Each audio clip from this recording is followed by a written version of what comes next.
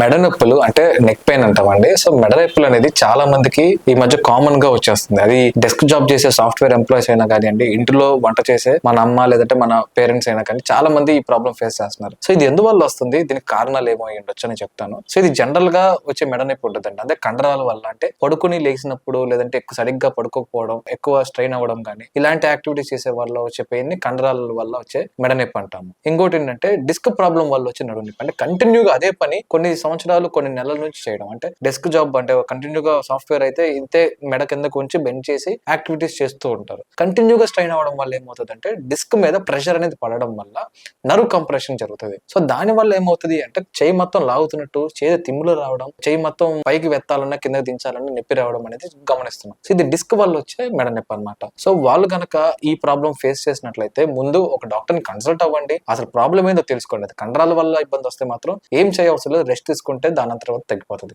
Disc problem తో వచ్చే మెడ నొప్పి అయితే మాత్రం ఖచ్చితంగా దానికి ట్రీట్మెంట్ అవసరము. ఎర్లీ స్టేజ్ లోనే ట్రీట్మెంట్ చేసుకుని కొన్ని జాగ్రత్తలు తీసుకుంటే మాత్రం ఎటువంటి ఇబ్బంది లేకుండా తగ్గించుకోవడానికి అవకాశం అయితే ఉంటుంది. Thank you.